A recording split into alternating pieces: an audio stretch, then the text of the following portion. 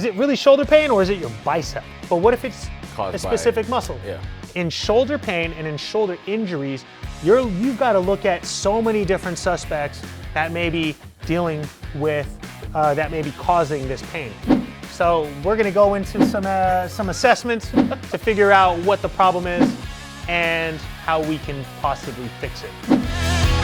How do we know if it's your shoulder that is in pain, but what if it's Caused a specific muscle? Yeah. Bicep. Biceps. Bicep tendonitis, bicep tendinosis, tendinopathy, bicep tendinopathy. Let me have you right over here, John. There's so many different factors that may be causing your shoulder pain.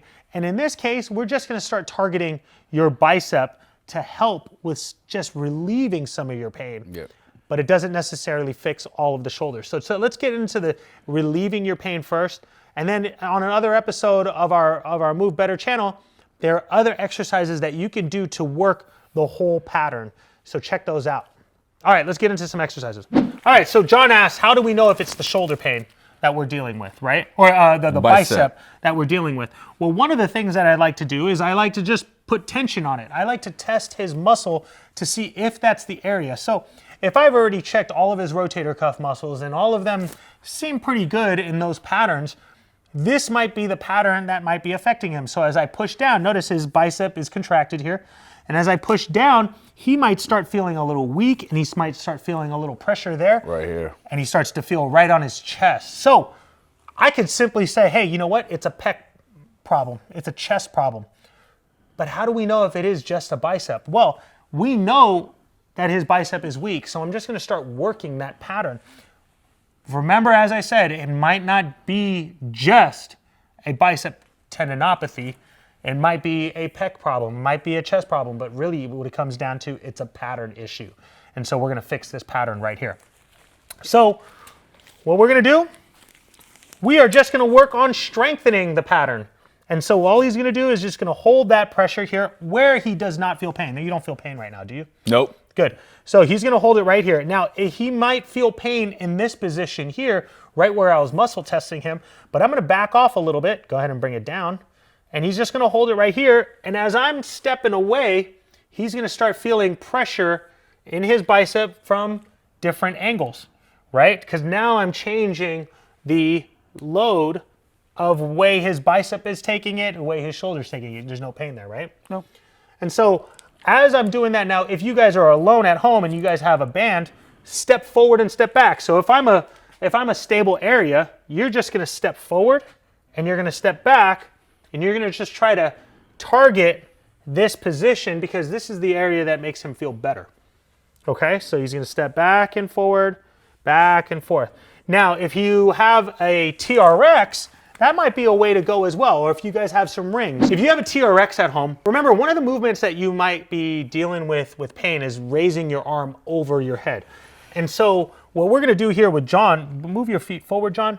Now already he's working in contraction, so his biceps are already working, he's leaning back here, his hips are forward, push your hips forward here, and then all he's gonna do is just gonna pull himself forward, there you go, and then right back.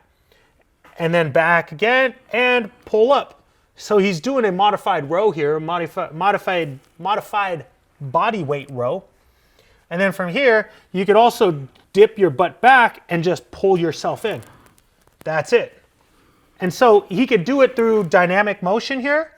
Most people want to work, or most practitioners like to utilize isometrics. It's okay to go into dynamic phases here. If you don't have a TRX, and if you're at a gym, you could use a lat pull-down machine. Go ahead and relax. If you don't have a lat pull-down machine and all you have is bands at home, there are so many different ways that we could do this. You're gonna lay down on your stomach, John. Move backwards, and you're gonna hold these bands here. And again, he's just gonna be doing a pull, pull, pull, pull, pull, pull, pull. And it's still, we're just changing the angle of his arm movement to increase bicep activation. Bring it all the way down. As well as, remember, we're working the shoulder pattern here. Go ahead, pull all the way forward. Good, and relax. Now the key point that we're looking at is pattern.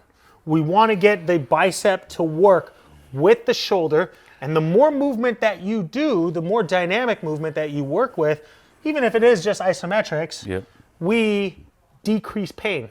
Movement decreases pain, and that's all you want in order to allow yourself that freedom to be able to create a strength program for yourself, to start working out, capitalize on your exercises, because the more you load your system and the more you retrain your system as in a pattern, the better you're going to start to feel. All right, so there's also different modalities out there. There's some manual therapies. You can do some scraping, you can do some massage in that area. But once you do, make sure you retrain the pattern, because once you're out of pain, capitalize on that pain-free movement.